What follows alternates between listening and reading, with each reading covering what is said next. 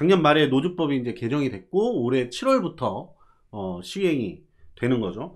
그 내용도 좀 간략하게 소개를 해주시면 좋겠습니다. 네. 시행은 이제 올해 7월 6일부터 되고요. 네. 크게 한 7가지 정도의 내용입니다. 이게 이제 ILO 기본 협약을 비준해야 된다라고 하는 명목으로 네네. 정말 떠들썩하게 막 진행됐던 내용인데 네. 막상 개정된 내용을 보면은 야 이거 하려고 그동안 그렇게 난리쳤나 싶은 사실 그런 내용들이 어떤 내용인가요? 대부분인데요. 일단 먼저 ILO 좀 소개 좀 드릴게요. 네네. ILO는 이제 국제노동기구지 않습니까? 예. UN 산하기구예요. 그래서 이제 UN에 가입한 대부분 나라들의 노사정이 함께 가입되어 있는 기구이고 네. 말 그대로 어떤 국제적인 노동 규범을 만들어내는 노동의 어떤 글로벌 스탠다드를 제정하는 곳이다 이렇게 보시면 될 것 같고요. 네네. 그게 이제 ILO 협약입니다. 이게 이제 약 한 190개가 있어요.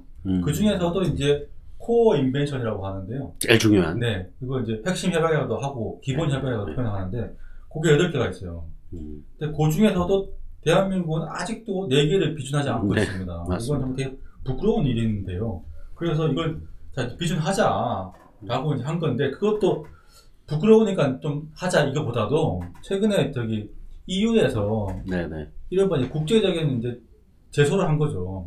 니네가 거래 못한다. 그렇죠. 네. 이게 한국하고 이제 EU 간의 이제 FTA에 보면은 이 한국이 이제 ILO 기본 협약을 비준한다는 게 들어가 있어요. 네네. 근데 그거 아직도 안 했다라고 하는 거죠. 사실 이제 문재인 정권의 공약이기도 했어요. 맞습니다. 이게. 예. 네. 그래서 ILO가 그동안 그 권고해 왔던 건 뭐냐 하면 니네 나라 대한민국은 노동조합 만들고 운영하는데 너무 국가가 개입을 하고 너무 제한이 많다는 거였어요. 그렇죠. 대한민국처럼 이렇게 노조 만들기 어려운 나라가 없거든요. 네. 그 제한도 많고 해고자도 가입 못하고 실업자도 가입 못하고 이런 거는 OECD 가입과 어디도 없어요. 한국만 그렇단 말이죠. 첫 번째는 일단 어쨌든 간에 이제 해고자, 실업자, 퇴직자들도 노동조합 가입이 가능하게 네. 됐습니다. 근데 원래는 지금도 초기업별 노동조합은 가입 가능해요. 그렇죠. 예. 기업별 노동조합만 가입 못하는 거였는데 이제 기업별 노동조합에도 해고자, 뭐 퇴직자, 실업자도 가입할 수 있는 걸로 바뀌었고요. 네. 그런데 두 번째는 그러면서도 또 제한을 뒀어요. 종사 근로자, 비종사 근로자라고 하는 새로운 개념을 만들어냈는데 네네. 재직 중인 조합원은 종사 근로자, 네. 해고자, 실업자, 퇴직자 같은 사람들은 비종사 근로자라고 해가지고 노조에 가입은 할 수 있는데 몇 가지 제한이 있습니다. 일단 그 근로시간 면제 한도 정할 때, 그 다음에 교섭 대표노조, 복수노조 상황에서 교섭 대표노조 결정할 때, 그다음 정의행위 찬반 투표도 전체 대적 조합원의 과반 찬성으로만 파업할 수 있지 않습니까? 네네. 그 과반에 안 들어간다는 거죠. 그렇죠. 이럴 때 조합원 수에서 아예 빼버리는 거예요. 그러니까 조합원을 인정을 해주되 되게 중요한 부분에서는 조합원 취급을 안 하겠다. 이런 내용이 같이 생겼습니다. 그다음 세 번째는 이제 타임오프 제도, 근로시간 면제 제도에 대한 내용이 조금 바뀌었는데요. 사실 크게 바뀐 게 없어요. 일단 용어가 바뀌었는데 그냥 용어만 정리를 한 수준이더라고요. 그동안 있던 이제 전임자라는 용어가 이제 없어졌어요. 대신에 이제 근로시간 면제자라고 하는 용어가 신설이 됐고요. 그에 따라서 약간의 이제 그 지위 변경 이런 것들은 이미 이제 판례로도 나와 있는 거기 때문에 법 개정으로 인해서 달라지는 내용은 크게 없다라고 보이고요.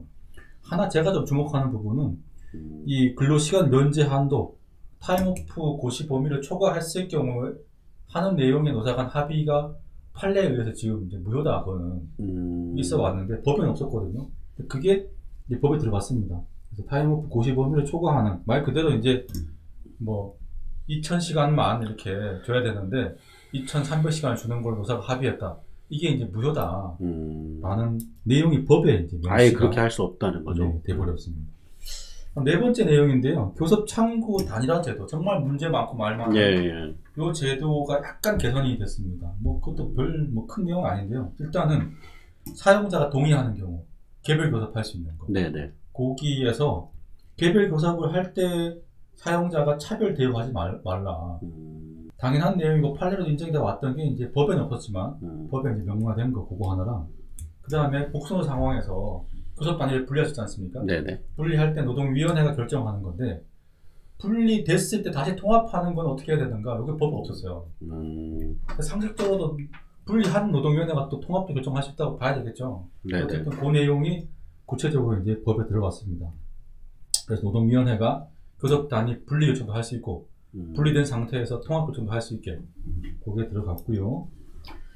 5번째, 이게 이제 네. 노동계에서는 가장 이제 악법 조항으로 그렇죠. 네, 표현하고 있는 부분이죠. 원래 이제 단체 협약은 최대 2년을 초과하는 유효기간이 될 수 없고 초과하는 기간도 없을 경우에 2년을 본다라고 했던 그 내용이 이제 3년으로 늘어났습니다.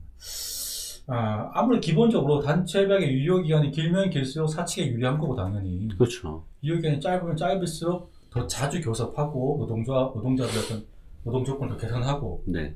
또 이게 잘 안 됐을 때는 또 쟁의행위도 하고 할 수 있는 권한이 있는 건데 일단은 법이 이러하다라고 하는 것을 이유로 단체 협약 무조건 3년으로 하자라고 할 가능성이 커졌죠. 네네네. 이건 뭐 어쩔 수가 없어요. 그냥 이건 우리가 노동조합들이 기존에도 2년이었지만 네네. 임금 협약만큼 1년을 했지 않습니까? 네.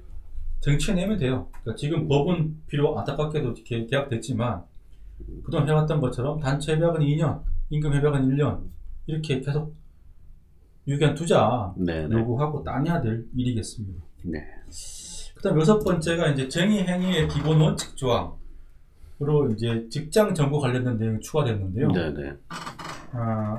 이게 이제 그 법 논의 과정에서는 마치 이게 직장 정보 자체를 아예 불법화해버리는 것처럼 보이기도 해가지고 논란이 많았던 부분인데. 그렇죠. 예.